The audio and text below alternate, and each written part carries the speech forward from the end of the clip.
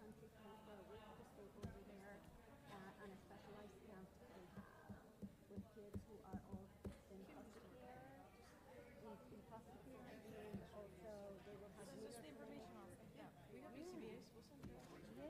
Because one of ours used to work there. Yes. Yeah, Kim. Okay. I'm gonna work here in the summer to be just my Oh, I know.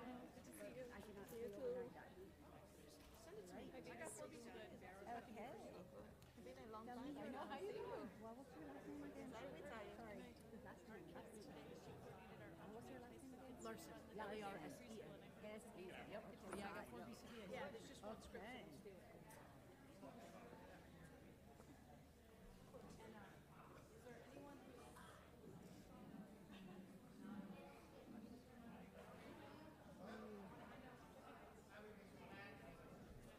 No, I want... You said you were out in May. He's a piece of work.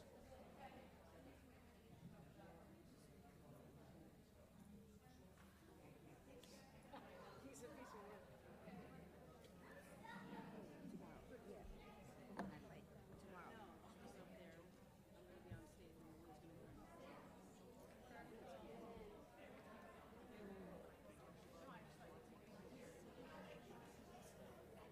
I'm going to be on stage and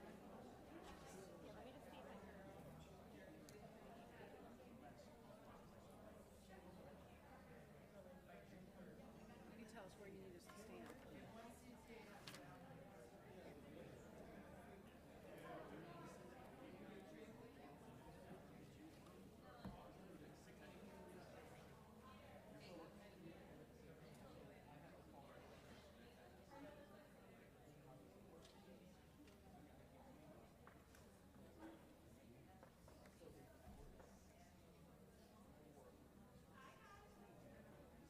Dr. Yumber, is this the dollars for scholars?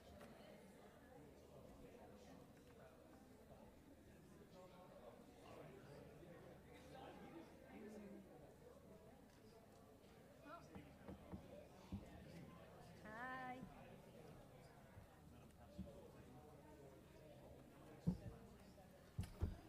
Thank you. Look. You were supposed to bring one to me today. I You know. forgot? I forgot. I was already fighting with Katina. All right, I have a new computer. I need to hire you. Good evening, everybody. That's it.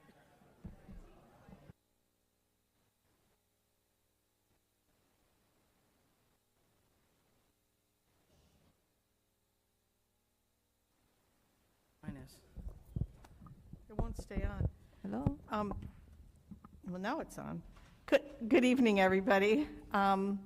Welcome. It's so nice to see so many people here for such a great thing as getting recognized for your achievements in the school system, and the parents and family members who are here with the students. Welcome.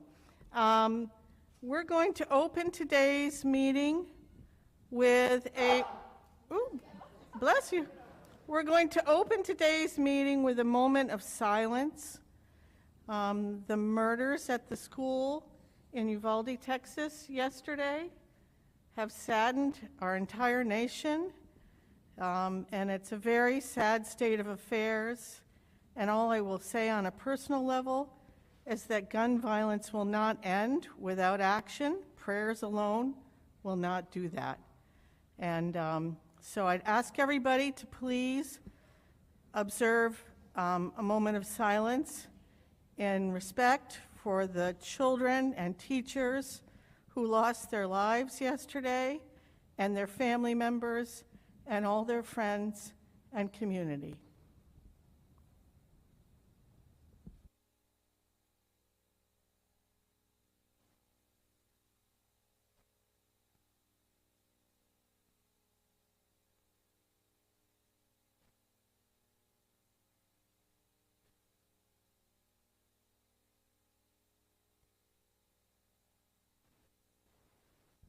Thank you, everybody. We're going to start with the Pledge of Allegiance, and then I would entertain a motion to move the awards up on the agenda. I pledge allegiance to the flag of the United States of America and to the republic for which it stands, one nation,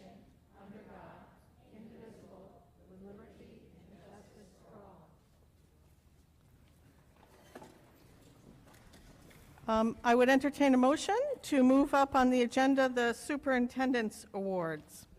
So moved. Second. Motion made by Mary, seconded by Brendan. Is there any discussion? All those in favor?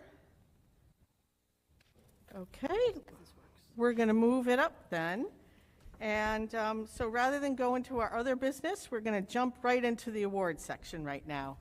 And I'm going to hand it over to the superintendent and whoever else she needs to have come up here. Thank you, Ms. Hyde. Welcome, everyone. It's so nice to see so many people here. The Connecticut Association of Public School Superintendents allows superintendents to recognize students for excellence and leadership in their school communities. So tonight, as you know, students from grades 6 through 12 will be recognized for a number of things. We're going to have our school principals from Barrows, Windham Middle School, our core program, and Windham High School. They're actually going to read a little blurb about your child being recognized. We're going to ask students to walk up the aisle on this side. Hi, welcome. To step up onto the stage, we're going to take a picture. Would you like to be in the pictures? With myself and the board chair. They'll have a certificate presented to them, and then they can go back to their seats. After we've gone through the list of students being recognized tonight, we will have light refreshments, and the board, I believe, is going to take a break. Yeah, the board will take a little break to congratulate the students and their families. Then we'll come back to business. So I'm hoping that this is something we can do on an annual basis. This is sort of our first annual Superintendent's Award.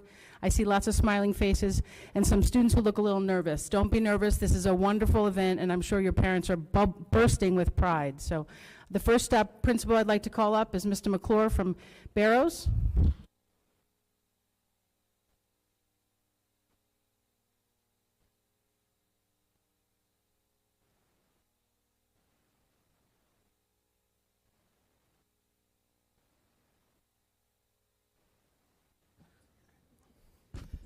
All right, can everybody hear me?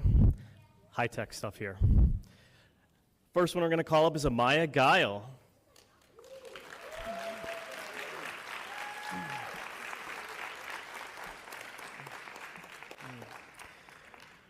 Amaya Guile is a dedicated student.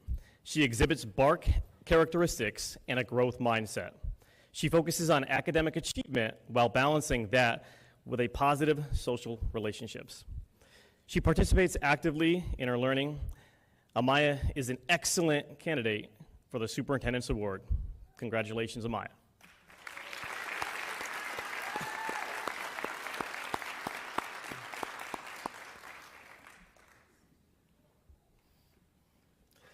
Hunter Podezic. Good job, Amaya.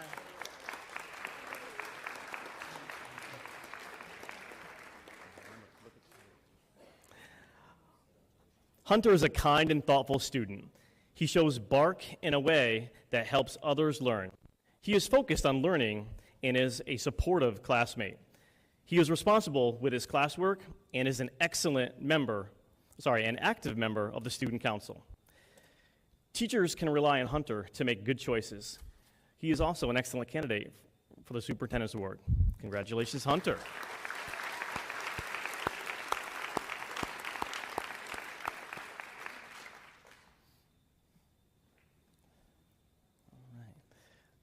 Next is Amaya Manguel.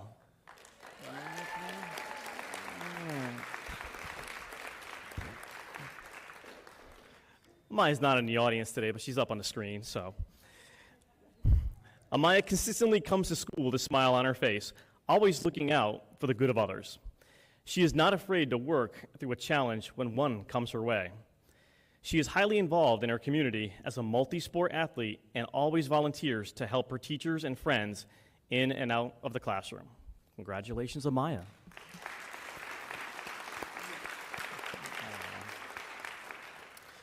Do we have Casey Mercier?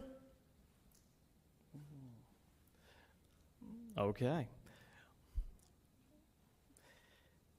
Casey Mercier is a well-rounded student who not only aspires to be successful in his own academics, but is not afraid to go out of his way to help others succeed as well. He is a leader in the classroom, both in academics and social relationships. He's not only a positive influence to our classroom community, but also to his community outside of school, where he participates in multiple recreational sporting events. He comes to school with a positive attitude and always puts his best foot forward, consistently representing himself and his community well. Congratulations, Casey.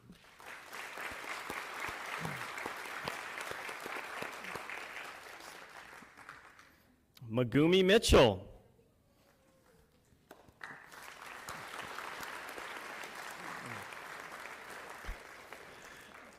Megumi is an amazingly determined human being with interests in the arts as strong as in the sciences. She is infinitely curious and knows no bounds as to where her mind wanders. Megumi has also been the voice of Barrows for the past year with morning announcements. Congratulations, Megumi.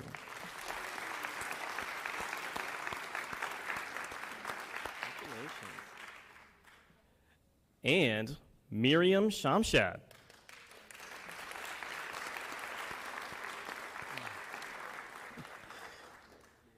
Miriam, though quiet in demeanor, is a solid and determined leader.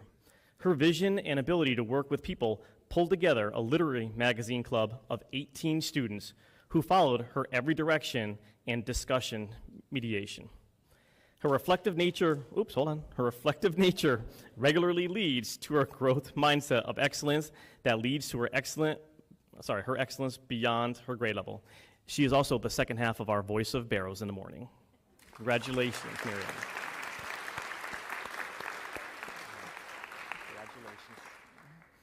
That's it for Barrows. Thank you. I'd like to call up Dr. Marcus Ware from Windham Middle School.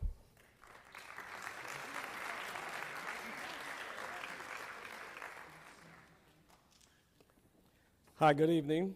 I'd also like to say on behalf of the middle school and all of our recipients this evening, we also have the Windham Middle School administration team here, Ms. Haddad, Ms. Goodell-Pelletier, and Mr. Harnett. So we thank our Windham Middle School graduates. At this time, grade 6, Noemi Ocasio.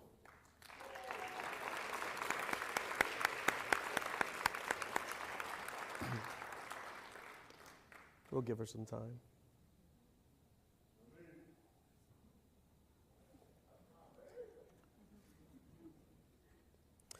Noemi is a hardworking student who has always been a high achiever. She is kind and helpful to anyone that she meets. She uses her problem-solving skills and sharp wit to battle any obstacles before her. Congratulations, Noemi.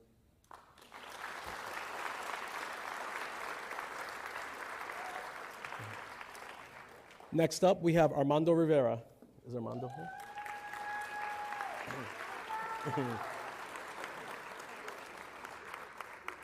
All right.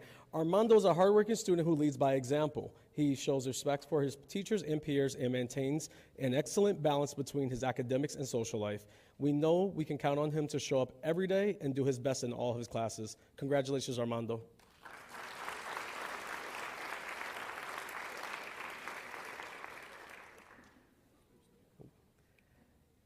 Grade 7, Jonathan Seluzniak.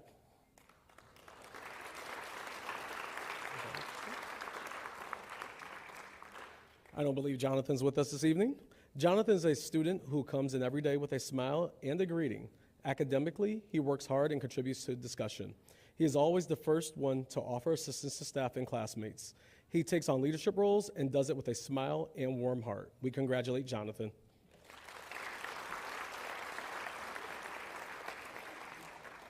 Up next, we have Mohammed Hayat. Is Mohammed here? No. Mohammed's not with us, but Mohammed has proven himself as a star student. He models positive behavior and working habits in the classroom. He is willing to help and lead his peers during group work. Mohammed displays respect to everyone he is communicating with and handles his work with pride. Mohammed knows what his responsibilities are, and he strives to challenge himself daily. We congratulate Mohammed.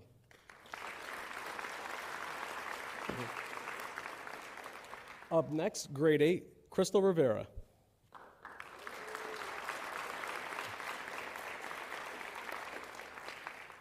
Crystal has outstanding grades and behavior. She is focused, engaged, does everything to the best of her ability, and always seeks out opportunities to extend her knowledge by completing extra assignments. Crystal always serves as a leader in the classroom. She's an amazing team player with any group she is assigned and has served as a wonderful support for new students entering the room. She treats everyone she meets, both students and staff, with respect. Crystal embodies the expectations we hold for students here at Windham Middle School. Congratulations, Crystal.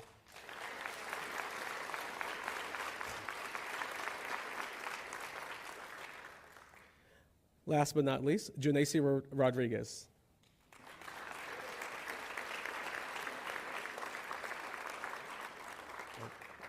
Junacy is a very conscientious student and well respected by her peers. Because of her nurturing demeanor and authoritative attitude, she is jokingly called Mother by her friends. She is usually the first one to volunteer to assist the teachers in passing out papers, putting up posters, or coaxing others to participate in school activities. Junacy is also a member of the Windham Middle School track team. Congratulations, Junacy.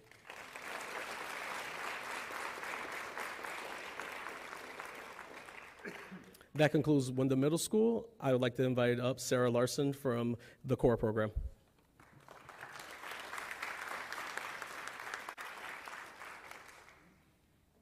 All right. The CORE program would like to acknowledge Samuel Francis. He's over there. Since joining Windham Public Schools this year, Sam has demonstrated the values of the CORE program. He is committed to showing up every day and working with staff to reach his goal of graduation. Sam has demonstrated the ability to reflect upon his progress and to make improvements. He is a positive role model for other students, and he is the first one to offer assistance to his peers. Sam is passionate about paleontology and hopes to pursue a career in this field, and I'd also like to acknowledge him for planning and implementing the field day for the preschool today.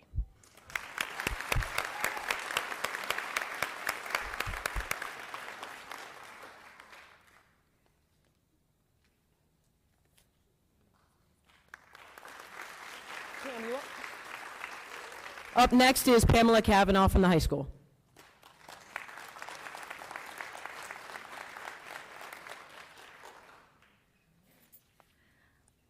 On behalf of Mrs. Pearson and Mr. Risley and all the faculty and staff at the high school, we just want to say how proud we are of our Superintendent's Awards recipients.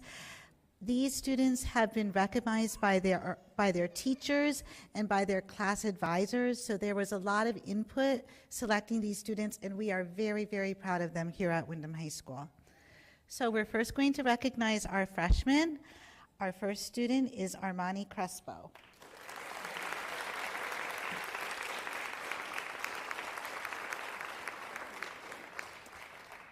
Armani is a hardworking individual who is an excellent student. Armani plays on the junior varsity and varsity baseball team and indoor track at Windham High School. Armani exhibits leadership amongst his peers and participates constructively in all of his classes. Congratulations, Armani.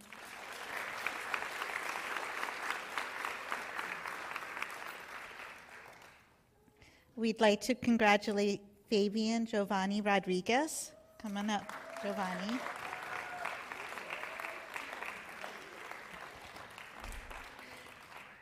Fabian exhibits leadership by diligently completing his coursework. Fabian will go out of his way to perform acts of kindness for his peers. Fabian is also on our Windham High School track team. Congratulations, Fabian.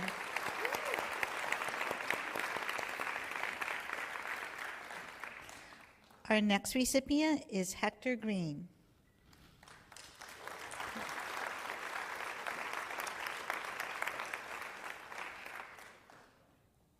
Hector is a student who transcends expectations in his classes by always trying his best on his assignments.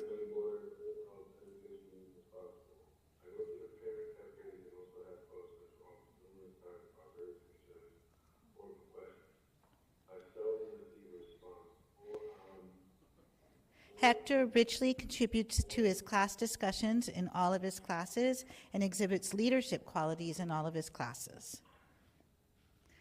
Our next recipient is Kami Delgado Gomez.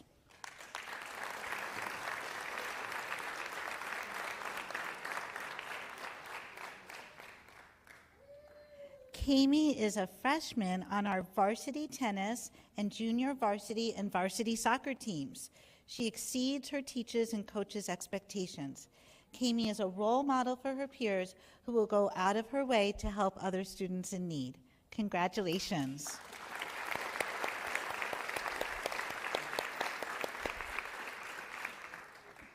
We'd like to recognize our sophomores, Francisco Leon Borges,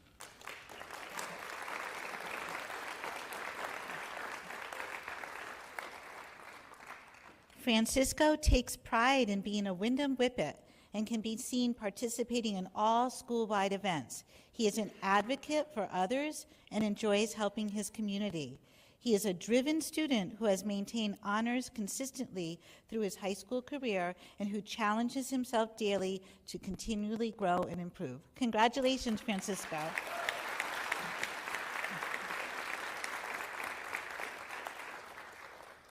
We'd like to recognize Marlon Perez Sanchez.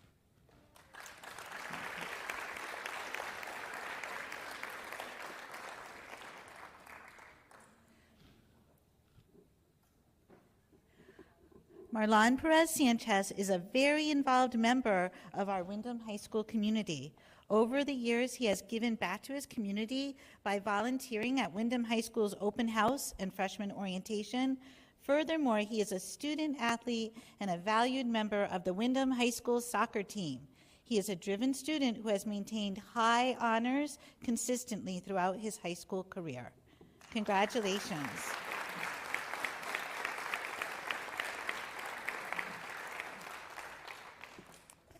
Kylie Miller.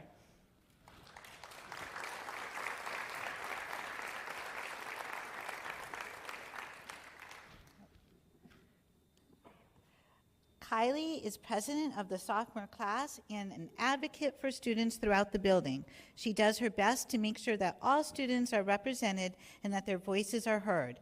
This year, she participated in the Connecticut initiative Voice for Change. With the help of her peers, she presented her community-wide project called Project Courtyard and won the funds to implement it in the near future at our school. She is a high honor roll student and a record-breaking Windham High School athlete. And some of our athletes have a track meet today.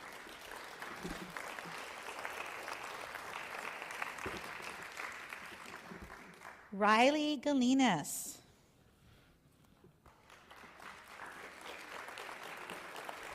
Riley is consistently hardworking and carries herself in a mature and respectful manner. She is a role model and an overachiever in the classroom, leading student discussions and helping other students who may be struggling. She is a driven student who has maintained high honors consistently through her high school career.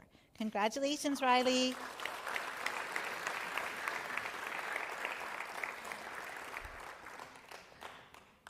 For our juniors, Judith Gomez.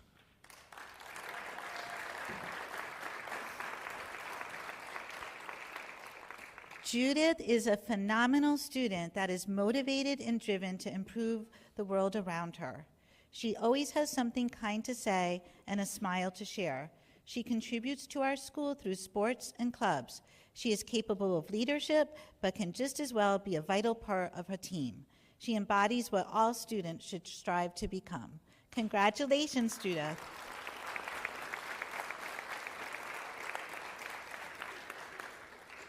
Zachary Robinson Smay.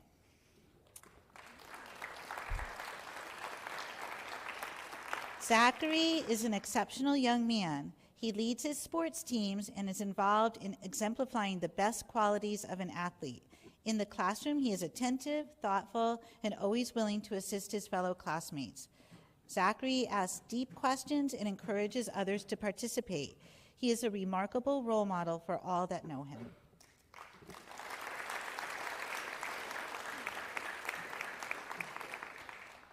We'd like to recognize Annalise Escarman.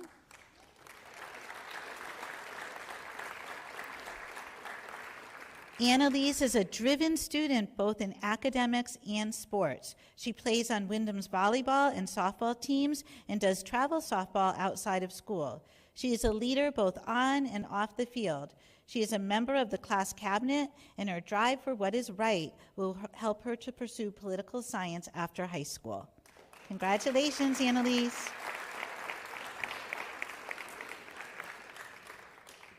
We'd like to recognize Joelle Sotelo.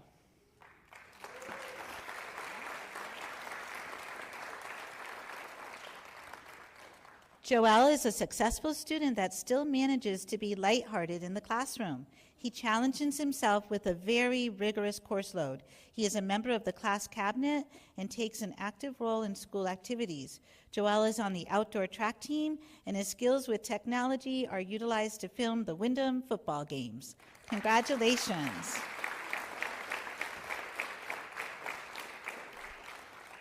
And now for our graduating seniors, Mia Mazaya.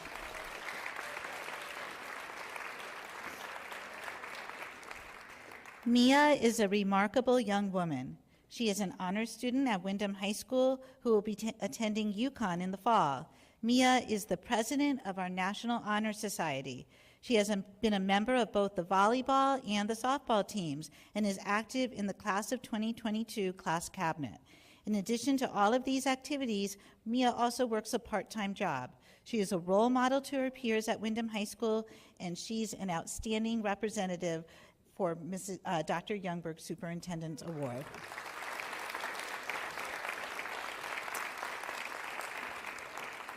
Our next senior is Aiden Ramos.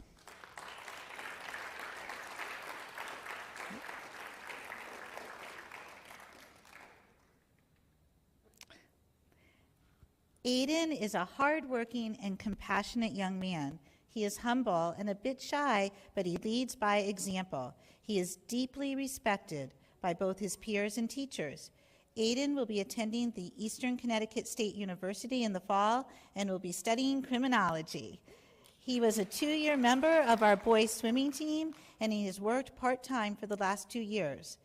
He has been inducted into our National Honor Society, and he exemplifies the spirit of Windham High School.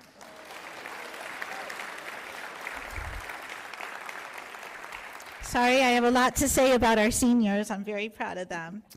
Ayana Pinnell.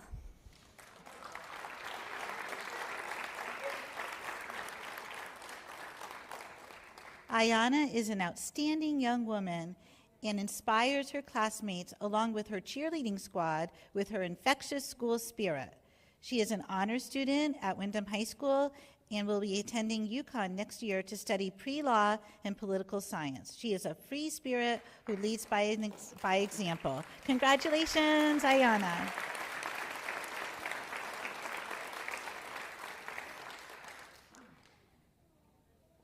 Now we'd like to recognize Ariana Klauser.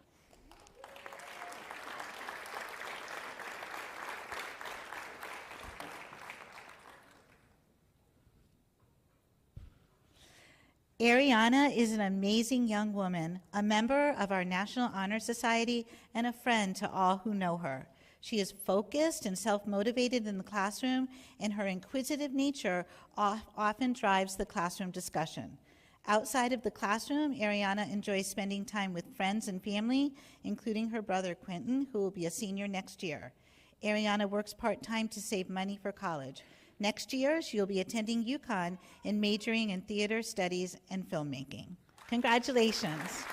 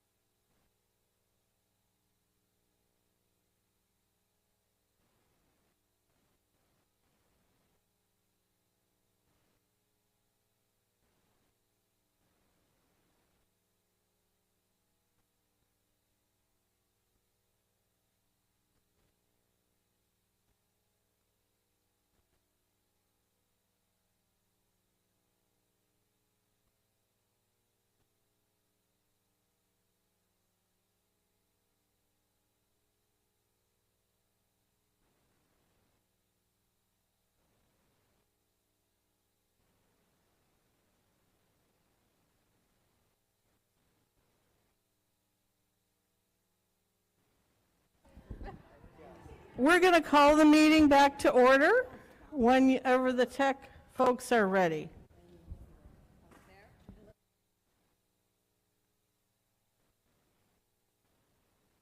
Okay. So first order of business now is approval of the minutes from May 11th, 2022. Is there anybody who'd like to make a motion? So moved. Okay, seconded by Paula. Is there any discussion of the minutes? Okay, seeing none. All those in favor, please raise their hands.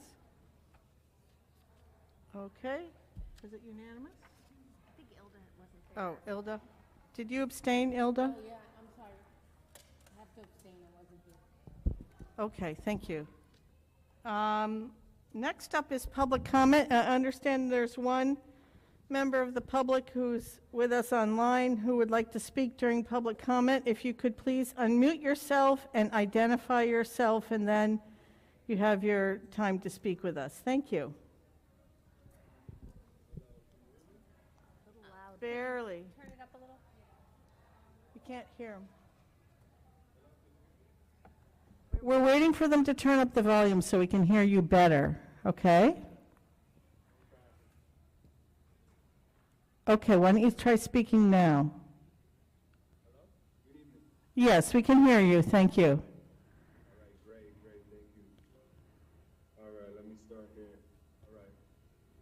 My name is Pedro Luna, and I live on Jackson Street, and I have 3 daughters enrolled in Windham Public Schools. Last week, I was able to attend the Finance and Audit Committee meeting, and I tried to attend as many Board of Education meetings as possible. I go to the parent cafes, and I also have called central office numerous times about various concerns or with questions. I seldom receive a response, or I'm redirected to another person. Last week, I emailed many of you my concerns as well, and have been awaiting some sort of response. I understand that you are Board of Education members, but also that you have jobs and families first. However, I worry that you do not know what is actually happening in the schools. So I will now express my concerns here in hopes of seeing change. I'm happy that the budget passed, but I do have some concerns. We still have spending increases. When grants and funding run out, it may be hard to maintain the rate of increases in the upcoming years. As a taxpayer and parent, I have no problem supporting those increases if the money is spent to benefit students and boost achievements. It is so exciting to hear that new smart boards are being installed in schools, but what will happen once the consolidation happens? Is there a plan to move them to new rooms and spaces? Computers and networks need to be updated and or replaced to support the use of these new devices. My daughters come home and tell me that sometimes they can't even use their Chromebooks because the internet is too slow.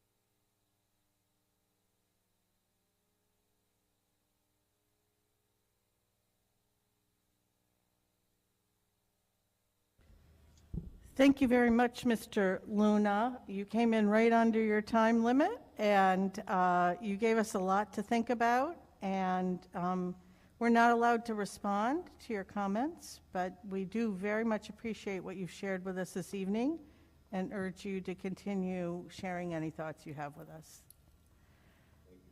Is there anybody else who would like to speak during public comment?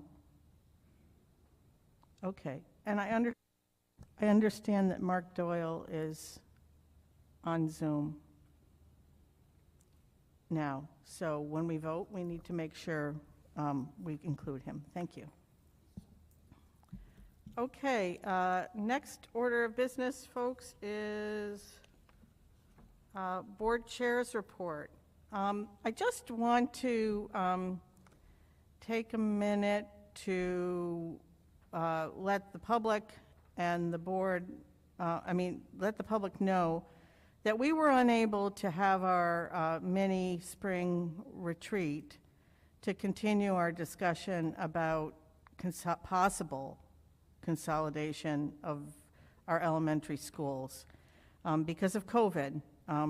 Several people who would have been in that meeting were sick. And then the spring got away from us. Now we're in a situation where we're coming to the end of the school year, and it is just not feasible to have a retreat right now, or likely with vacation schedules and things during the summer, or to do a stakeholder input process over the summer. So we can talk more about this, but I wanted to put out for the public and the board members who may be wondering about this, that this is not forgotten. My suggestion is that when we have our regularly scheduled retreat in September, we spend a good chunk of time on the consolidation question, to move forward or not, if so, how, if not, what else. Those kinds of discussions could happen there. And then based on what we agree on as a board to bring out for stakeholder input, we could run the stakeholder input process over in the fall. So I just wanted to take a minute to share that with folks. We're not going to be discussing it in detail tonight. It's not on the agenda for discussion, but I didn't want people to think we had said we were going to do an input process earlier this spring, and we didn't pull it off. And I hope everybody understands that our intention is to get back to it after the summer break. Thank you. And next thing on the agenda is the rest of the superintendent's report. Okay. In the board packet this week, you all received information related to the construction update, the request to move the Windham early childhood classrooms from Windham High School out of the high school so that they could complete that particular wing. I have the chairman of the building committee, Mike Callahan, is here. If you have any specific questions, there was a pretty detailed rationale as to why they were making the request in the packet, but if you have specific questions about that, Mike's here to help us answer those questions.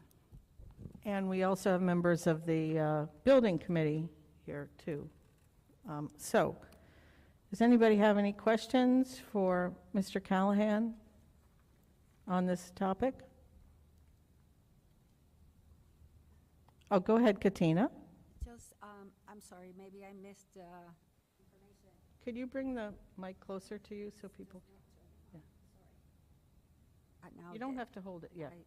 Yeah. How long will it take? Would the kids be back in August? Yes, this would be a move that would take place as soon as we're able to free up the space to get to, so it would happen in the summertime. Okay, thank you. Oh, do you mean would they be back in the high school?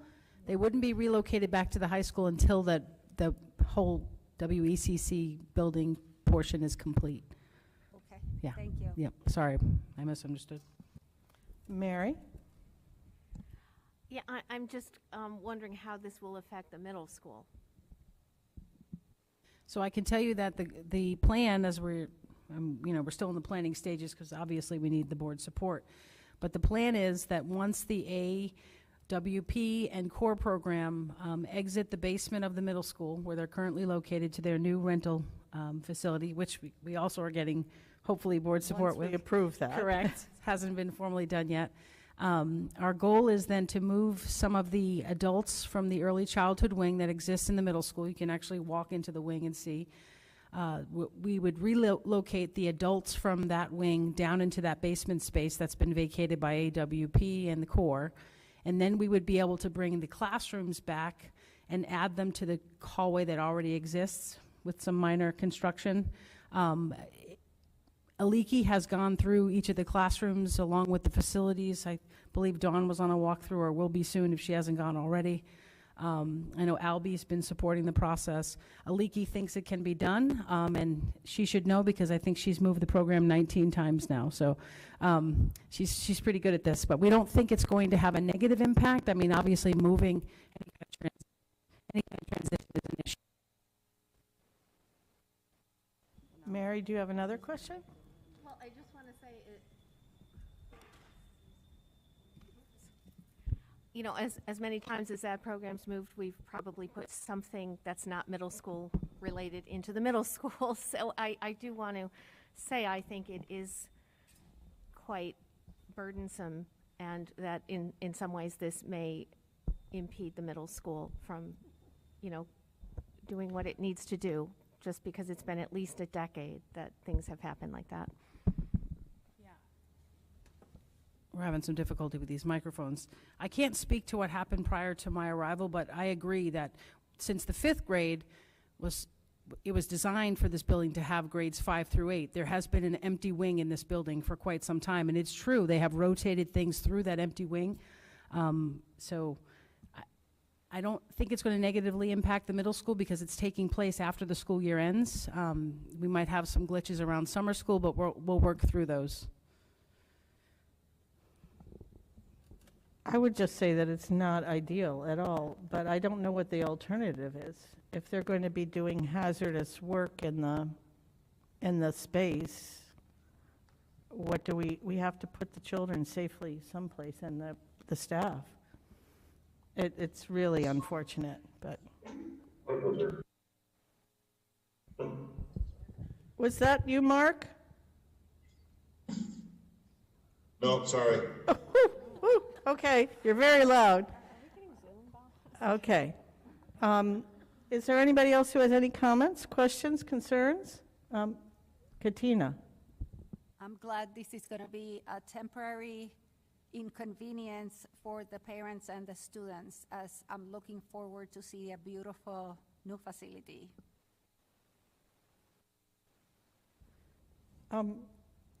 Anybody else? Mr. Callahan, since you're here, is there anything you wanted to add to what was reported to us in your write-up? You should come up to the mic, please. Yep.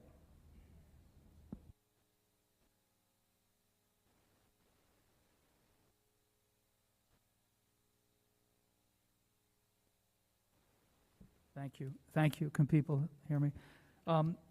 I think the written submission that I made covers most, if not all, of the details.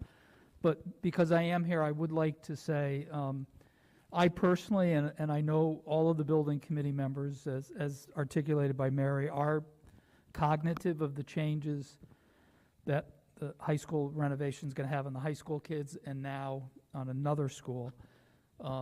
And, you know, I'd like to apologize for that.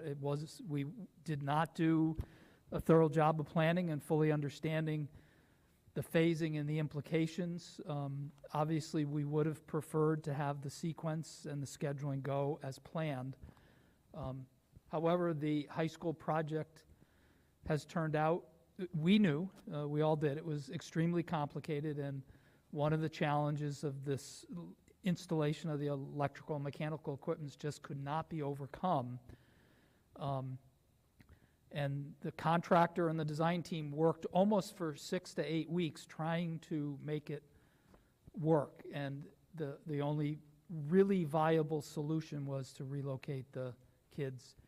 And again, I'm confident the work could have been done safely with the kids there, but I again personally feel much more comfortable with the young kids out of the school.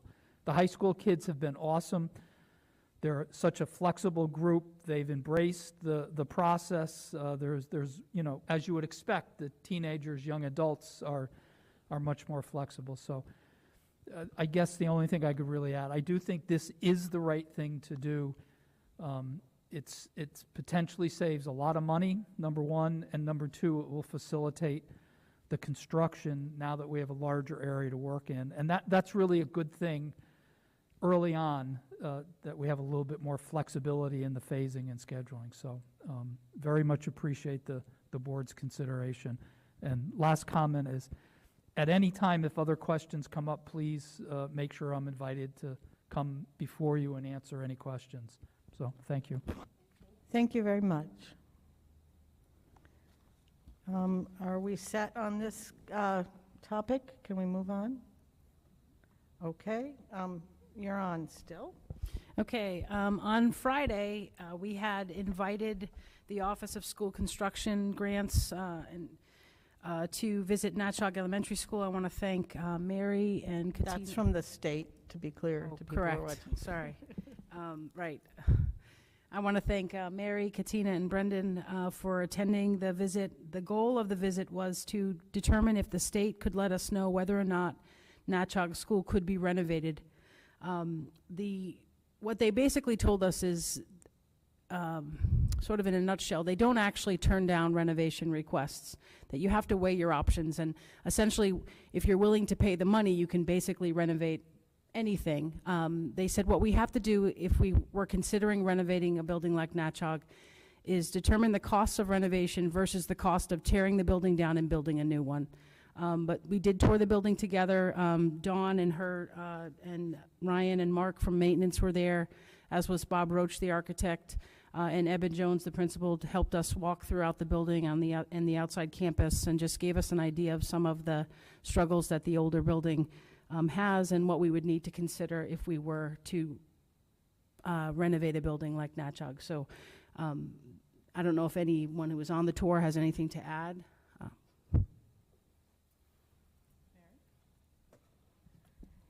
I would just like to add that I think it might be useful for us to have a specialist in older buildings really look at that, because you know, it's hard to weigh the benefits of a building that has features you would never get now in a school.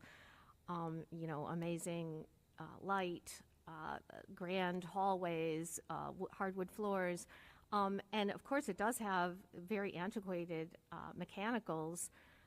Some of that should really have been addressed in the last, I don't know, 50 years or somewhat, you know, up till the present. But I do think a specialist really needs to take a look. It's not something that if someone is used to modern buildings, they can really assess it and give us the best opinion about that. So that would be one thing I would say before we make any kind of decision, to have experts.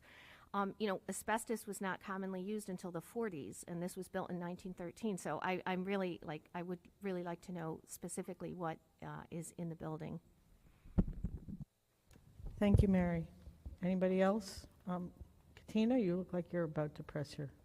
Yes, I do feel comfortable with all the staff that was there, and I'm looking forward having the estimate and the time that it would take if we decide to remodel the building as new. And Mary is correct in saying that the neglect of our school buildings by our town was evident at Natchog, and that it was sad to see how the buildings and our kids have not been given a priority. Thank you. Brendan, do you want to say anything? They summed it up quite well. Okay. Okay, so we're going to move on from here. Keep moving through the reports. Thanks. So next up is just a reminder that as a discussion item tonight, there is a lease for the new educational space that we'll be renting for the assisted work program and the core program. Remember, the State Department of Ed required us to find a new location for those programs. We have found a location at 579 Boston Post Road in North Windham. The attorneys have reviewed the lease. It has gone through the Finance and Audit Committee, and it's up for discussion tonight and possible action. I don't know if there's any questions about the lease. We can address it under discussion. Perfect. Yep. I also included in the board packet details about the graduation and promotion recognitions and ceremonies throughout the district. I don't know if there's any questions about those. Well, I noticed that a number of the elementary school promotions are during the day. Whether or not they're in the day or the evening, would central office like board members to let you know if we're planning on attending any of them? Yeah, that's absolutely the same as it has been in the past. If you know that you would like to attend, let us know. We'll make sure the principals are aware you're there, and absolutely. And everyone's welcome to attend any of them, as are parents and siblings. Thank you. Okay, and the last item in the superintendent's report actually is the workshop topic, going over the central office and district-wide staffing and leadership vision. So I don't know if you want me to start that, or? Okay. Do we have the presentation? All right. So everyone has a copy of the presentation. It looks like this, big yellow front cover. You also have a large, oh, so sorry. A large version of the organization chart, because when we get to it, it's going to be difficult to see in the PowerPoint, so you have a copy of it. So the goal of the objectives for this, I don't know who's got the, do you want me just to take the clicker? It might be easier, so I can watch it there. Okay, you got it? Okay, so the goal of the presentation is just to give the board an update, an updated organization chart, some details about staffing, particularly in key district departments. I'll talk a little bit about my leadership vision and some of the things that impact staffing and in our ultimate goal of improving student achievement. And then obviously we'll have a chance for the board to ask questions and ask for follow-up or clarification on anything. This slide's actually taken off of a slide that I've used multiple times.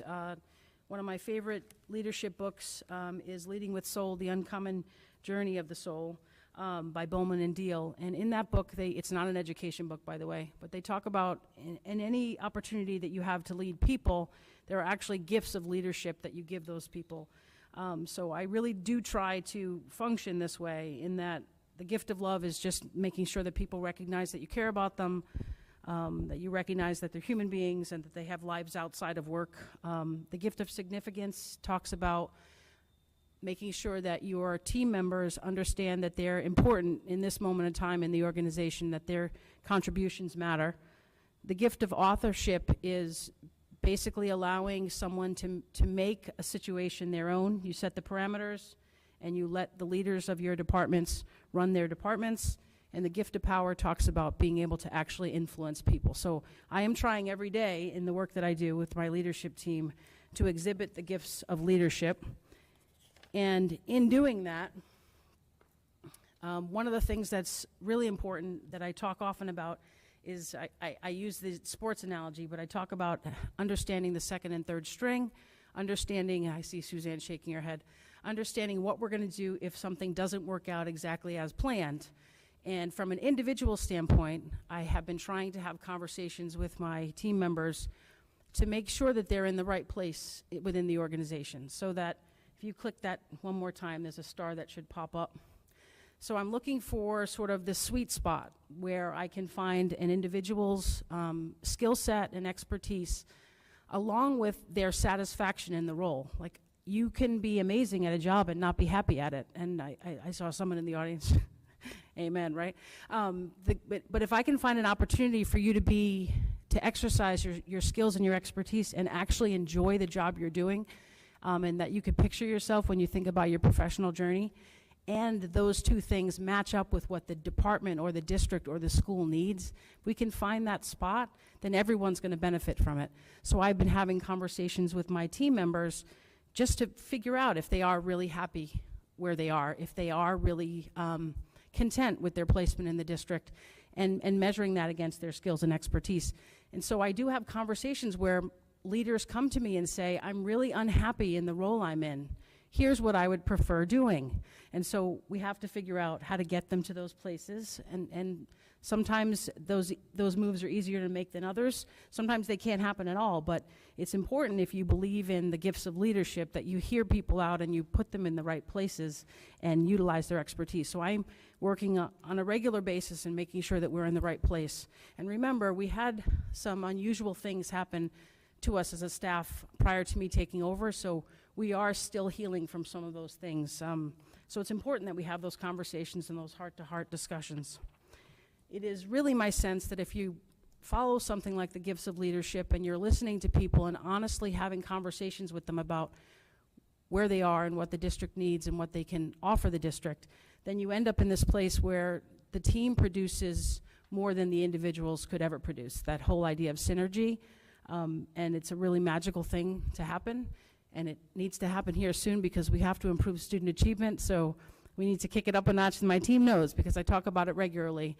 We're going to get off that opportunity district list, and amazing things have already started to happen here, but it takes time, and it definitely takes an understanding of each of the members of the team. So I've been working really hard at that, and it's not something the board would ever actually witness.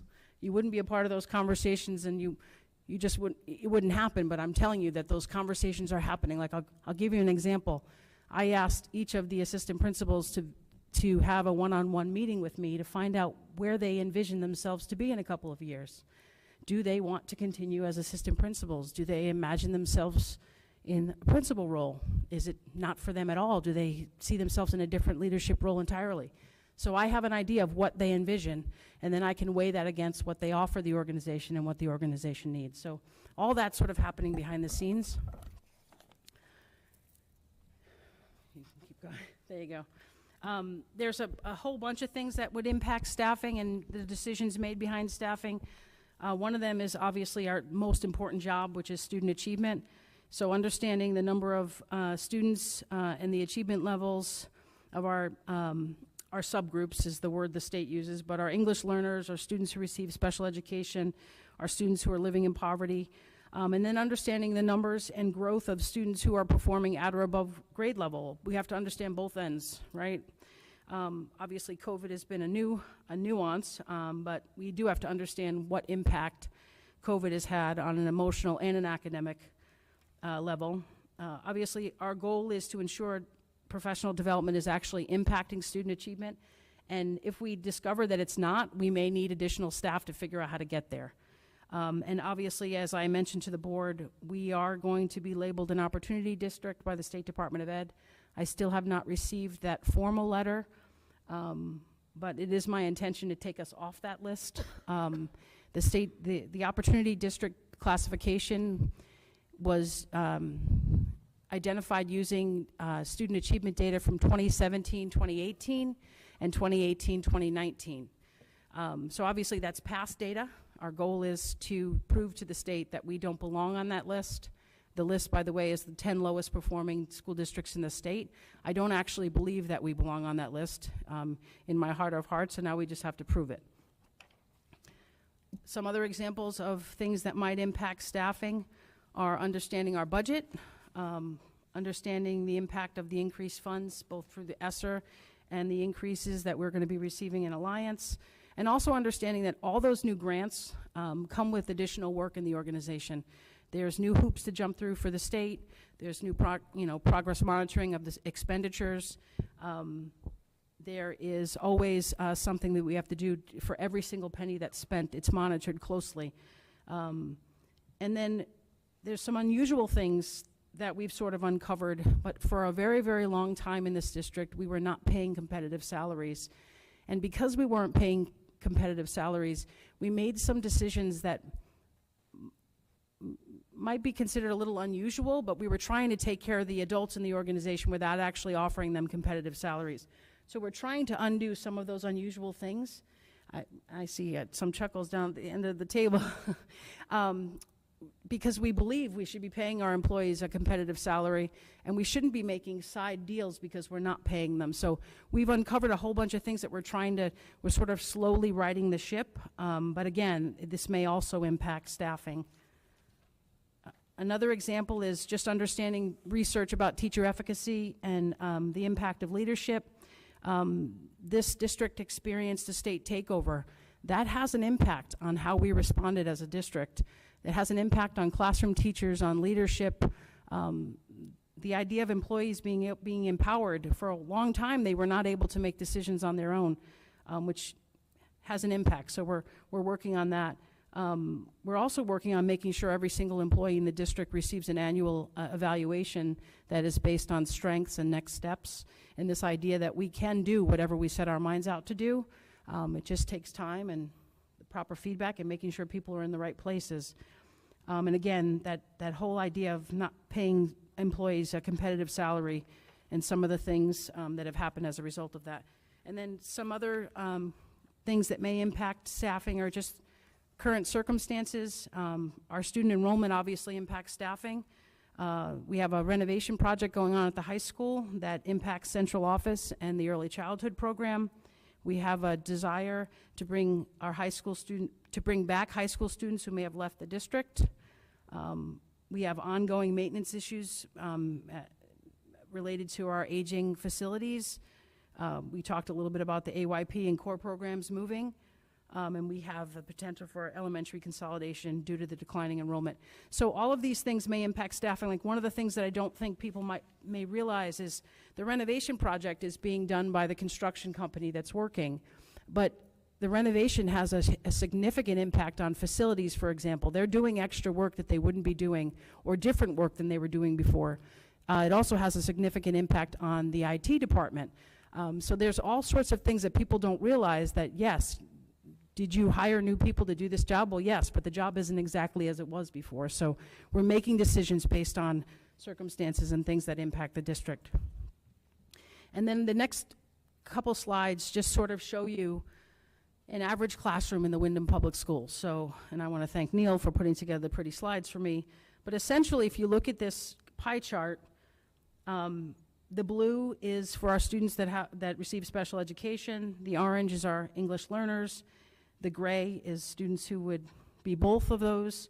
And the 57%, the big yellow part of that pie chart, are students who are neither English learners or receiving special education. So if you look there, just about half of our students, right? Pretty close. So if you think about that, if your students who are receiving special education or who are English learners require additional supports or different kinds of instructional supports, you may have to make decisions about staffing that are different than other districts. So the data matters. And then all we did was give you an example of an average class at Sweeney, what that looks like, and an average class at the high school in grade 10. Again, because we're making decisions based on students and data always. I don't know if there's any questions so far. Katina? I don't have a question, I have a comment.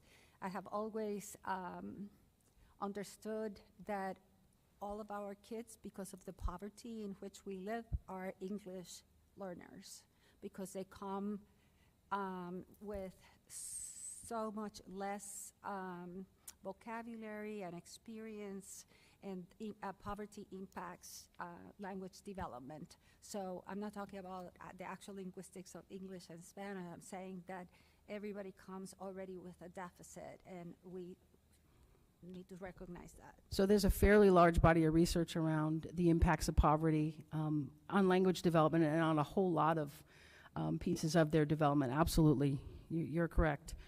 Any other questions so far? I would argue that not everybody comes with that that's in the district, but you made the point, everybody. I would say that's not true, but. Yeah. So the next slide is actually the organization chart, which again is hard to read, but you have the large handout in front of you. I'm going to work my way through the chart from left to right. I basically in this presentation given you every employee in each of the departments so that you're aware of who's where they are. Many of them you're going to be familiar with. You know, you're going to understand. So for example, we're going to start off, the next slide is the first department on the left there on the big line across the organization chart. Obviously you can see the organization chart starts with the Board of Ed, and then the superintendent, and then the assistant superintendent, and there's a long line of departments across there. So the finance department is first, so you know that Rita Parsiak is our finance director, and then I've listed for you each of the employees in her department. They're all located in central office, and their roles and responsibilities are listed there, so you can see exactly what each employee in that department are doing. I don't know if you have any questions about finance, or if I just should keep going. Okay, moving next to finance is the HR director. As you know, Stephanie Garrett is our director. She's recently put in her resignation, so I told her I'm in the grieving process right now. I'm in the anger phase. I'll get over it, but that's where I am right now. So Stephanie is the director, and you can see she has 4 employees that work in her department. It lists their roles and responsibilities. They're all in central office. And then the next position listed on the chart is the new executive director of strategic priorities. That is the position that the board recently appointed Dr. Ware to take. Once we make the transition for leadership at the Windham Middle School, he will step into this role at some point in July. During the 22-23 school year, he will be focused on a variety of strategic priorities or projects, all related to improving the district and student achievement in some way. He's also going to be supervising the 4 departments listed under him on the chart there. So the Director of Athletics, PE, and Health, the Director of IT, the Director of Facilities, and the Director of Food Services. They will all be under his purview. All of the identified projects that the Executive Director of Strategic Priorities will be working on in the next school year will be run by the board probably this summer, and we'll be looking for some input and feedback on it. Any questions so far, or just keep going? Mary? Mary? Well, what was this position before, or who had this before? This was a new position, Mary, but it probably comes back to the fact that there used to be 2 assistant superintendents.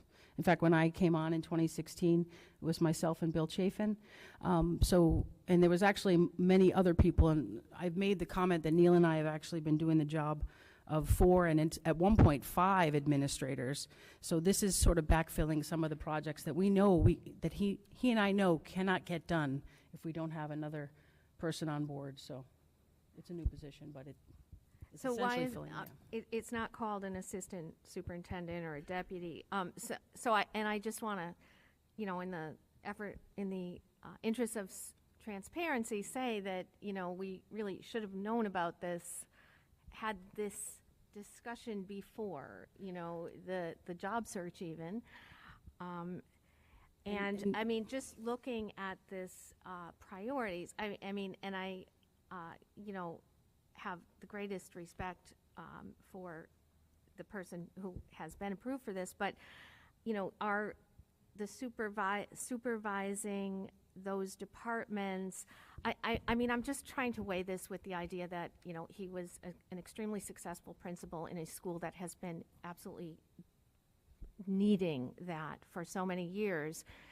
And, you know, when I page through so far, you know, every page says something about impacts on staffing, but I just, to me, I'm a little concerned that the teaching, the principals, the people directly with the students, first of all, are, it's not being addressed, and that there's this growth of supervisory positions, and you know, so I am trying to understand the kind of where that fits. Okay, so I'll try to address a couple of things. And I actually had a conversation with Lynn about this, because I feel as though I gave you the vision of this position in an email many, many months ago. And perhaps the email communication is not the best way for me to, but I can show you that I brought this position up many months ago. You know, I have proof that I told the board about it, and I didn't get any questions back from the email, so I assumed that it was something that people understood or didn't need additional clarification on. So I apologize if I could have done a better job of communicating. I can tell you that one of the reasons, you're not wrong, that there are more supervisory positions put back into the central office, because they were missing. So that's one reason. The second reason is we have not done a good job of evaluating performance, which includes student achievement and teaching. We haven't done a good job with it, so we now have the bodies to potentially do a better job of it, which has to happen to improve student achievement. So I do feel like I'm still addressing those things, but yes, there is a change, because we weren't getting the job done. We were just sort of treading water, and we can't tread water. That's how we end up being at the bottom 10 in the state. We need to start moving forward. So I don't know if there's any other questions or. Okay.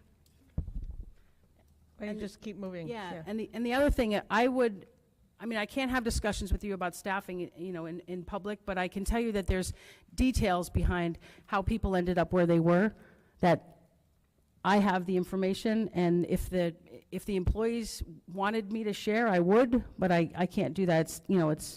It's personnel issues, correct. Okay, moving across, I've just given you a list of the school leaders, principals, assistant principals, and the one shared elementary dean that we have. I don't know if there's any questions. I think most of you know our principals and assistant principals.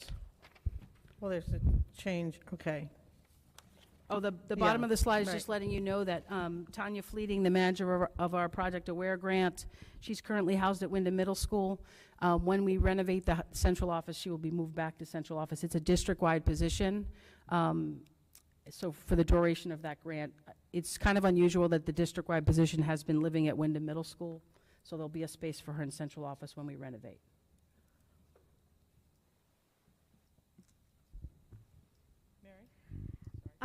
Why do Natchog and Windham Centers share a position? So this was another example of something that I know I explained to the board in one of my email updates. They had requested to get additional supports for culture and climate and teacher evaluation, and so we were able to find a shared position. Well, Sweeney has two, so I'm just saying, So why? Sweeney only has 2 right now, because remember, Ms. Kiss came back from her medical leave and was working part-time? Yeah. So they aren't going to have 2 moving forward. They have just 1. And there's also a change with Dr. Ware, too, from this chart. Well, this is still the current leadership team right now. Right. Yeah. And that's another thing to point out. So if you take a look at Windham High School, which has a handful more students right now than Windham Middle School. They actually only have 3 administrators, but Windham Middle School has 4 administrators, which is a very unusual construct for the number of students that we have. I believe it was a board decision to add that 4th administrator several years back, but it's not equitable that way either. So, it's something that I'm very much aware of. It was a board decision several years back. Next page, or next chart there, is the teaching and learning department. So you'll see Mr. Weathers, and you'll see the director of elementary ed and the director of secondary ed. And then a mention about the information systems department. Yes.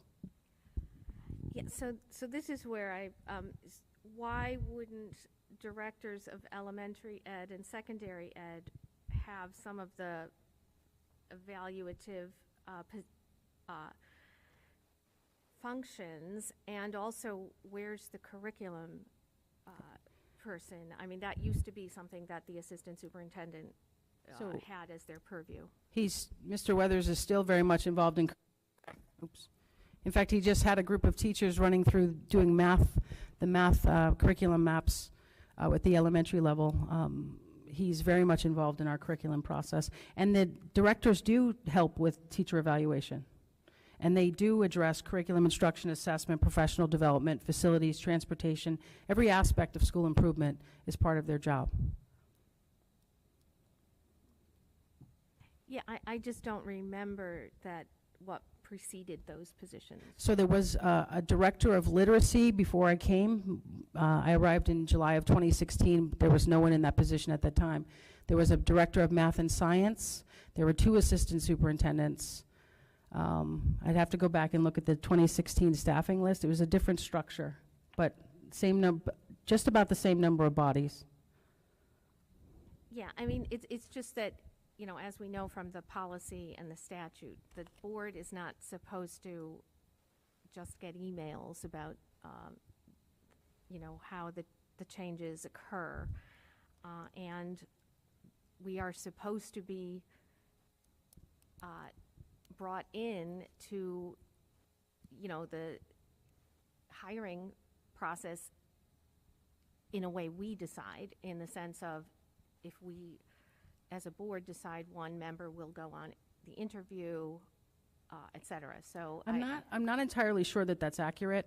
Staffing is a superintendent's purview, but you're right. The policy that you just adopted at the end of April says that you will have, the board has the power for any position above an assistant principal's rank to do the appointing. That has existed before, so I you know, do recall that it is in the state statute as well. So if, whether people have numbered it and put it in the correct place in the board policy, and it did come up a couple of years ago with the previous superintendent. So it's been very much something that I'm just saying that for positions in the upper administration, we don't hire teachers, we don't hire, you know, other ones. And it's not that we hire them, it's just the involvement of the board. I'd like to interject here, if that's okay.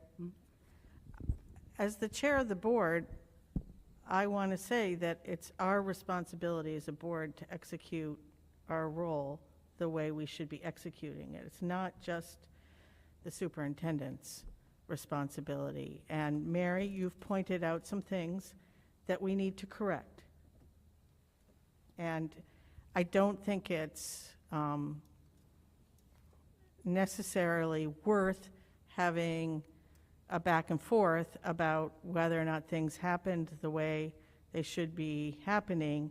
It's worth the board noting, and it is going to be going through its own evaluation, annual evaluation, us noting that we need to up our game on some things, perhaps. And I don't think we can hold the superintendent responsible for all of that. We have been working very hard this year, I believe, to try to get on that track.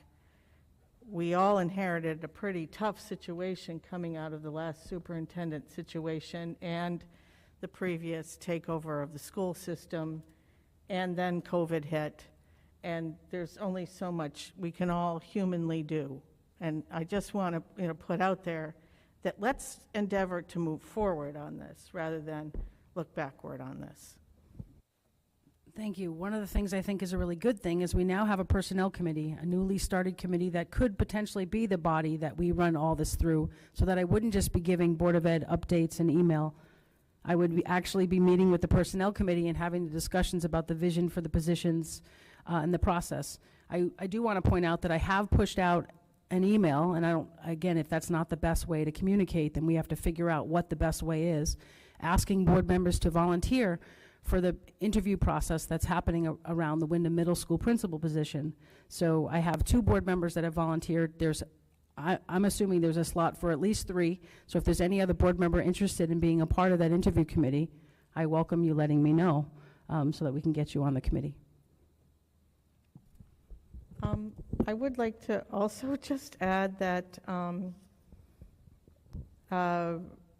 we do have this new committee structure, which we put into place earlier this year, and I really think we need to exercise that muscle.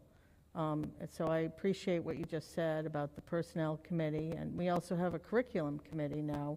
So we have some new committees that we haven't had in the past, and we need to make sure that they're working in tandem with you and the administration to make sure things run smoothly.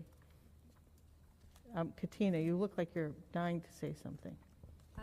Yes, because when I first joined the board, I asked for an educational workshop from CABE, right? And made it possible. And I clearly understood that our one employee is the superintendent.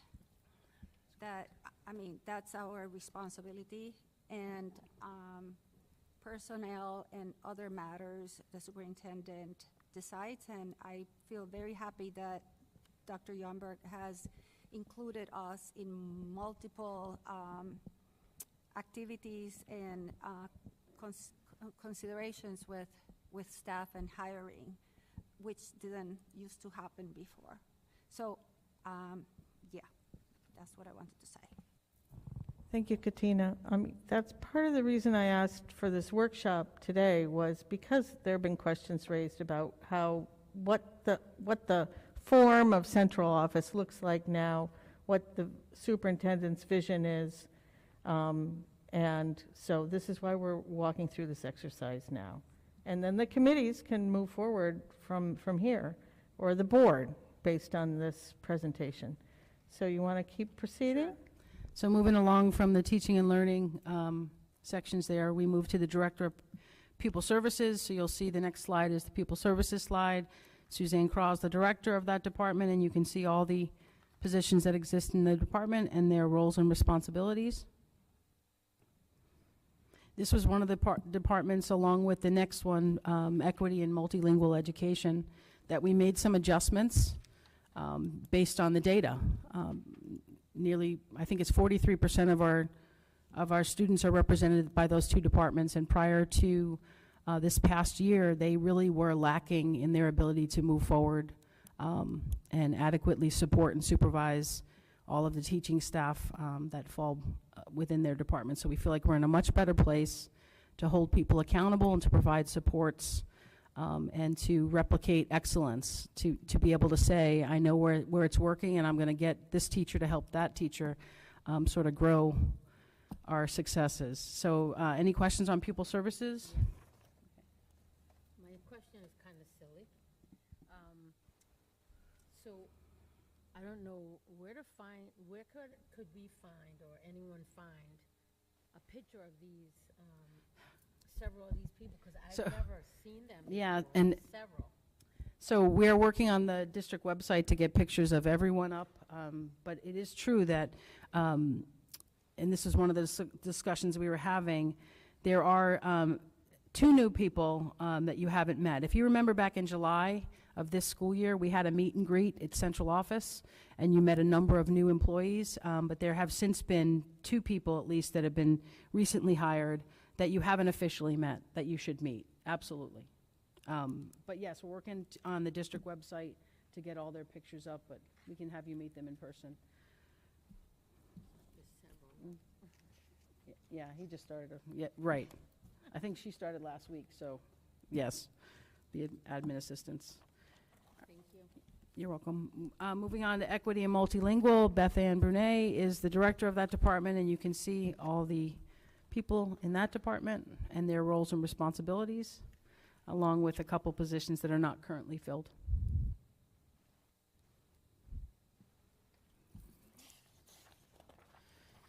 And last but not least on our org chart is the Family and Community Partnerships. Mr. Camacho is the director of that department, and you can see some of his team members there. And then on the next page is a chart because his department has many, many employees because of the nature of the work. So we just gave you a chart to show you all the different people that are involved. And I don't know if there's additional questions, answers, next steps. Are there any questions that anybody has at this moment? I know this is a lot to absorb, and I think it was helpful to get some graphic representations in these charts. We can always return to discussion about any of this at the appropriate committees and/or board level. But for tonight, anybody want to ask any questions? Okay, I really appreciate you putting this report together for us. We appreciate it. Take care. So we're on to committee reports and personnel committee. Yes. The personnel committee met. We discussed, just went over what contracts are coming up. There's going to be one with the nurses and the possibility of the LPNs joining that union. We also talked about what I think we're going to talk about a little bit later is the superintendent's evaluation and the timeline, and whether or not the personnel committee would be the subset at one point in the evaluation process, to review all of the information before it goes to the full board for the full assessment, which is, I believe, how I remember we used to do it many years ago, but that'll be the board's decision. And we also got the very sad news about Stephanie leaving us, mostly for family reasons, but she's going to be heading west. So we were very sad to hear that. And I believe, if I'm not missing anything, that was about the extent of our discussion. Does anybody have any questions for Paula, or does anybody have anything else they'd like to report from that committee? I mean, any other committee members want to bring anything up? Okay. Okay, on to finance and audit. Mark? Thank you, Lynn. Unfortunately, I'm regretfully not fully prepared. As you may be aware of my housing situation, I've just recently been forced to move back into a hotel. Oh, to wait no. for our house to be finished, so I don't have all my notes with me. So I'm going to go what I have from memory and then pass it over to the ever-professional Rita to fill in all the details. Basically, we met. As you see, the transfers that are there, they're continuing to be driven a lot by staff movement in and out of grant positions. We also discussed the workman's comp fund and the fact that there was a call for some money to prepay, and we got it to the point where I believe it was $57,000 to prepay to, and what that does is that brings that workman's comp fund up to full audit, if you will. It's not necessarily that we owe the $57,000, but potential's there that we could have that much extra claims, and because of various bookkeeping and audit things, it's suggested that we fund it at that level, and the committee made the consensus that yes, we should put the $57,000 in now, since we seem to have the extra dollars, so that we won't be forced between a rock and a hard place next year or the year after, when we don't necessarily have the extra cash, extra money. And finally, what am I thinking of? Oh, I'm sorry. We also had this discussion once again about the health insurance reserve and health insurance, and the committee has decided that we're going to request a one-on-one meeting with Lockton to review the details of our plan and to set up discussion of the state plan, and so that the board can make a decision as to which would be best for our employees. I don't know, did I cover everything, Rita? Yeah, I think you did. I think you did a good job. I just wanted to add, the largest transfer is for the 2% carryover that we need in next year's budget. So that's the major transfer on the transfers list. I would just clarify, Mark, that we talked about having a meeting with not with Lockton as much as we wanted to meet with the comptroller's office about the state, Yes. about the option, right?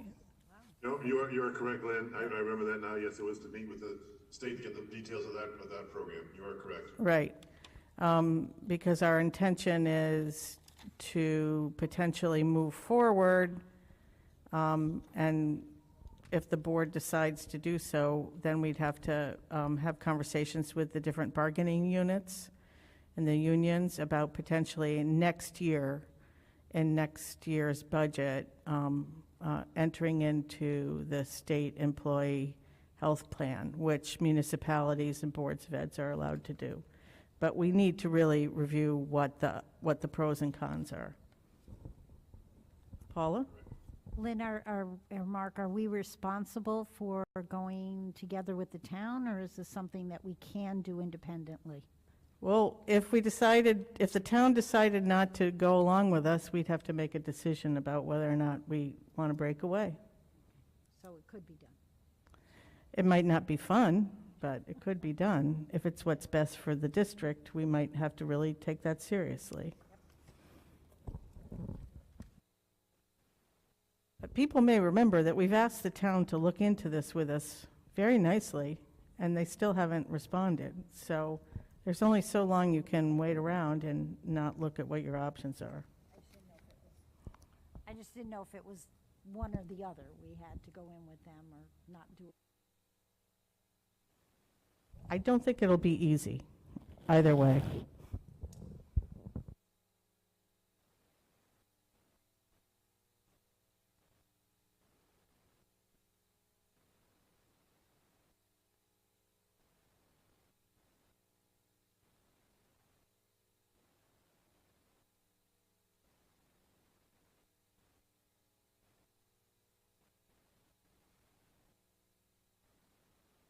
Thank you.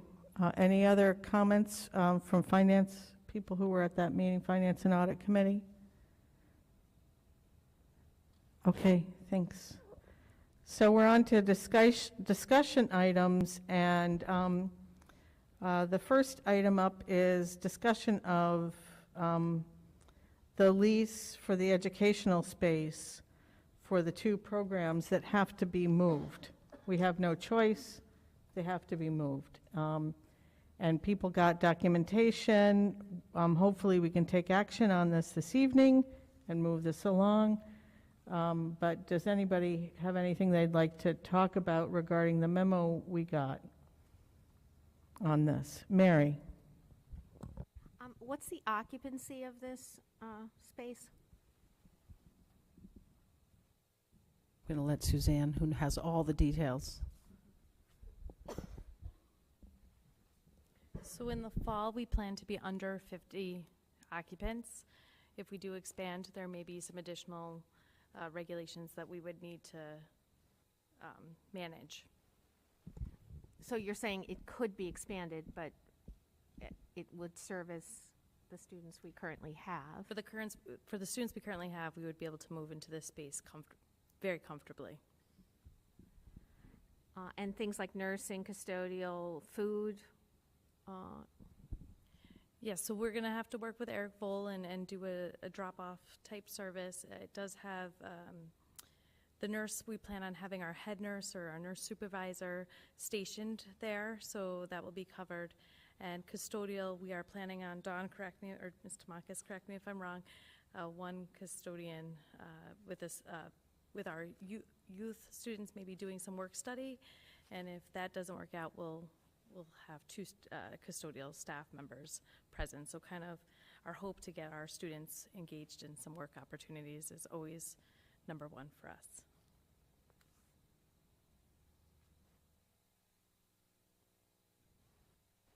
What about tuitioning in other students? Well, you know, that's my dream. So we were approached this year, but given our kind of limited space and expansion, I didn't feel it was a great time to incorporate a tuition student. When we want to do that, we want to make sure that we have a solid program and space that people can come to. So we're really excited. The space is beautiful. I encourage anyone to come over and take a look. We can make arrangements for folks to come see it. It is beautiful, and it'll be a welcome center for sure for families to come. It might be helpful for members of the public watching this for you to explain what the two programs, AWP and CORE mean nothing to some people. So you might just want to say what the two programs are. So this will house CORE, which is our Community Occupational Remote Education. So this is our alternative high school program. We're really excited. Those are 9th through 12th graders. And then AWP stands for Assisted Work Program, and that's for our 18 to 21 population. Thank you. Any other questions on this? Where is this exactly? So right now, if you drove by it, you would be driving toward North Windham, and it would be on the right, and it's currently, the signage says Berkshire Bank on it. Thank you. Seeing no other questions or discussion, we're going to move on to the proposed timeline for the superintendent's evaluation. She's provided, we have a timeline in our packet, and we have a binder filled with information.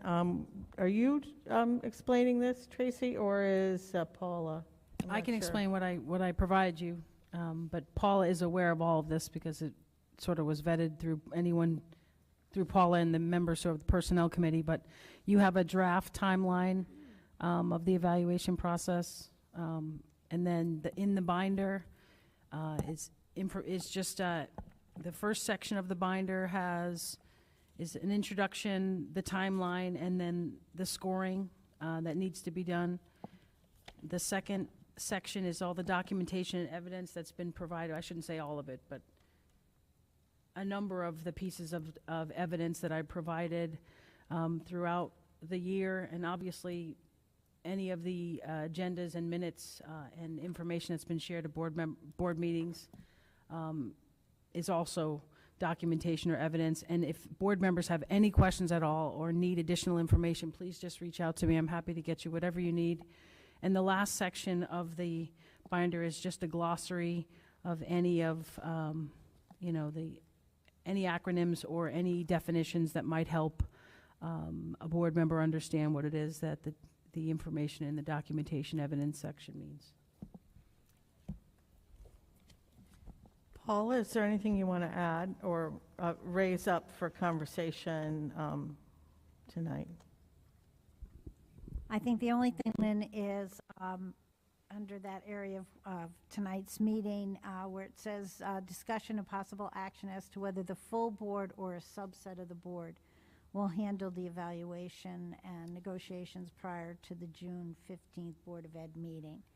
If you would like the results of everybody will be getting the tool, doing their own assessment with the information that Dr. Youngberg has given us, and then using their tool, and whether you felt that the Personnel Committee could do the first run by coming up with an assessment, or if it's a job that you want to maintain for the full board. Well, I think we should discuss that. The proposal in this timeline is that we take action to finalize the superintendent's evaluation and contract on June 15th. If we can't do it, then we have to have another special meeting before the end of June to resolve this matter. What we're proposing in this timeline, when I look at it, is the potential for there to be a special meeting on Wednesday, June 8th. That would be an executive session, because we do not discuss the details of the evaluation in public. When we agree on the final evaluation letter, that becomes a public document.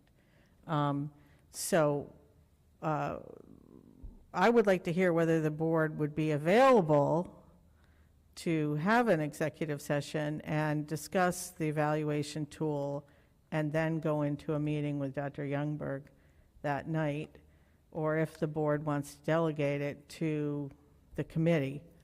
That doesn't mean every board member wouldn't fill out the tool, though. Right. So let's discuss this. People have any thoughts?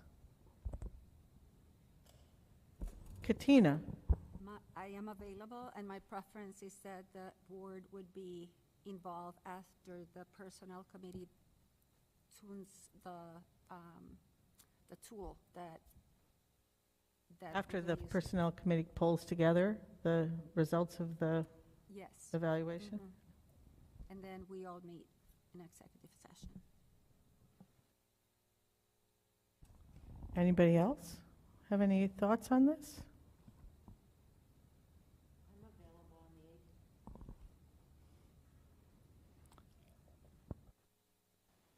Are people feeling that it would be best for the full board to have that discussion and meet with the superintendent on the 8th?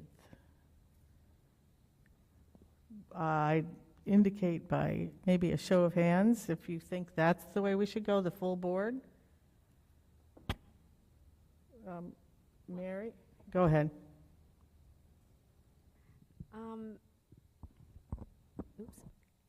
Yeah, I think we should all meet as a full board.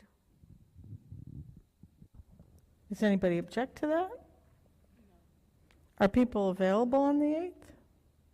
Cody, are you available on the 8th? Do we have a curriculum committee meeting? It's usually the first Wednesday. It's on the 1st. First. Okay. Yeah. So, yes. Yeah, thanks. Are you both available on the 8th? Yeah, well, it would be in the evening. Yeah.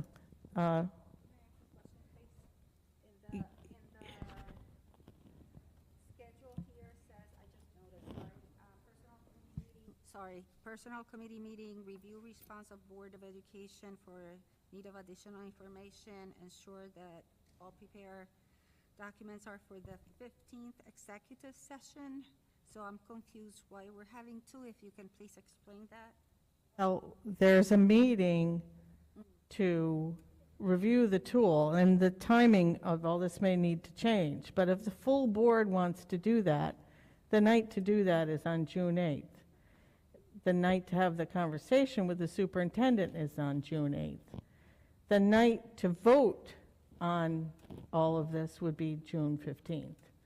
Seems like a lot to jam into a regular board meeting, all of that, and the other business that we may need to be taken care of. Alicia, I saw your hand up. Yes, I just wanted to know at what time you're planning to do that meeting, the 8th. Well, it would probably be at the normal time we usually meet, 7 o'clock. Okay. It's just my daughter's birthday is that day. Oh. My oldest daughter, so. Mm-hmm.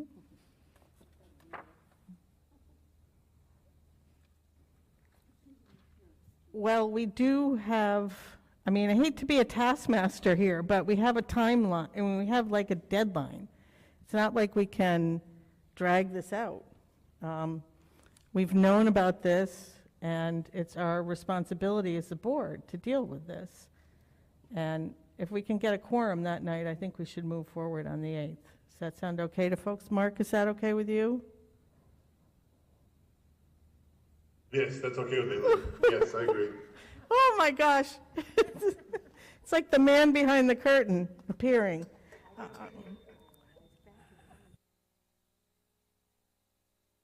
Okay, so can we agree that we will make any the personnel committee will make any adjustments to this timeline as need be in order to be ready on the 8th to have that discussion? And we'll call a special meeting that night. And Alicia, if you need to be with your daughter that night, you can be with your daughter, but you can certainly share any thoughts you have with board members beforehand. Okay, so we're going to have a special meeting at 7 p.m. on June 8th. And Paula, do you feel ready with your committee to figure out how we're going to, the timing and sequencing of when we need everything from everybody?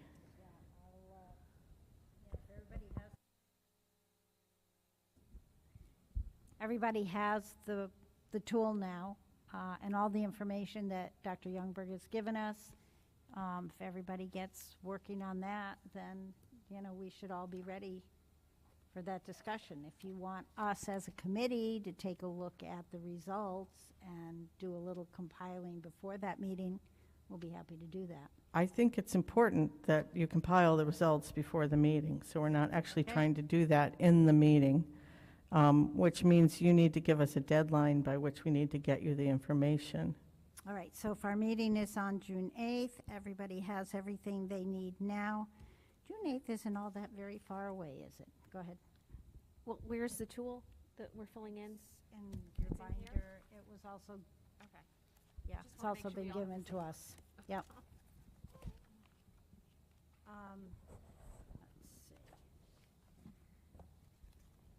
Well, of course, I'll have to discuss with my committee members what's a good time, but I think probably if we can do it maybe that Monday, is that a possibility? That would be what, the 6th?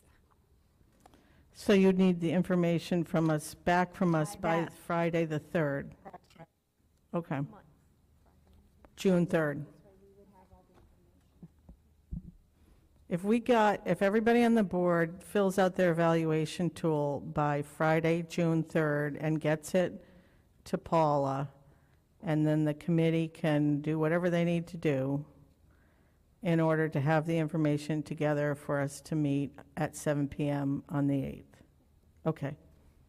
Thank you. Everybody clear on that?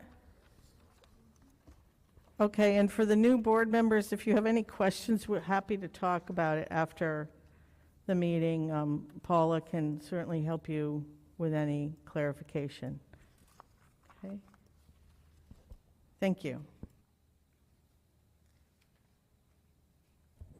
So we're on to action items, which are possible action on an educational space for the AWP and CORE program. I entertain a motion.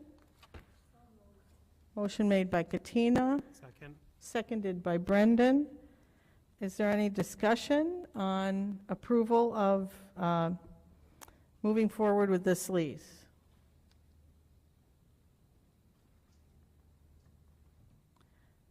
Okay, seeing none, we'll take a vote, and everybody who's here present, just raise your hand, and then we'll ask Mark to tell us verbally. Okay, Mark, you need to tell us what your vote is. Yes. Oh, I vote yes. he put his hand up. Okay. Thank you, Mark.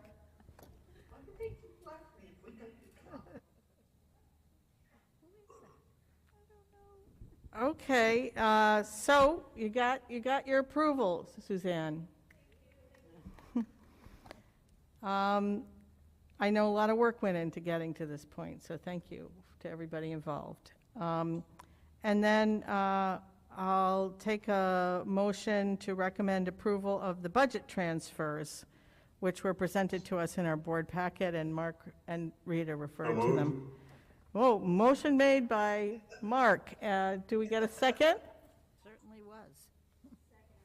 Seconded by Katina. Any discussion on the budget transfers? There is a lot. The Finance and Audit Committee went over them in a fair amount of detail last week. We're making a recommendation. Go ahead, Cody. Maybe Mark can answer this, but and I'm sorry, I can't remember who it was that mentioned was it Rita who mentioned the 2% carryover? Which line item was that exactly?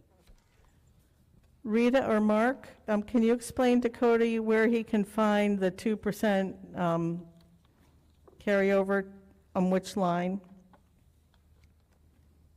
Yeah, let me find it. It should be going into other objects to be moved into a fund that the town will set up. Okay, I saw that. I think it was like 940,000. Yeah, it's 900,000 and change. Yeah. I was like, other objects, almost $1 million. What is that? Okay, thanks. Yeah, it's weird. So it's good that you asked that clarifying question. Yes, thank you, Cody. Anything else? Okay, all those in favor of approving the transfers, please indicate by raising your hands. And Mark? Yes. Okay, his hand is up. Okay. So motion approved, and now we're on to public comment. Is there anybody who'd like to speak during public comment?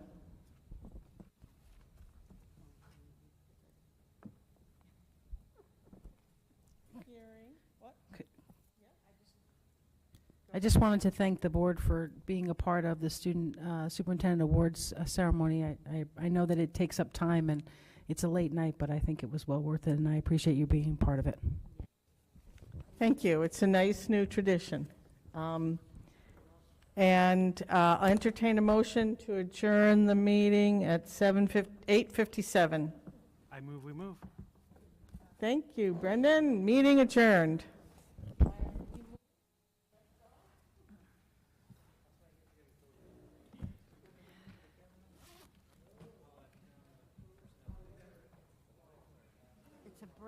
Committee. Yeah, I think we've had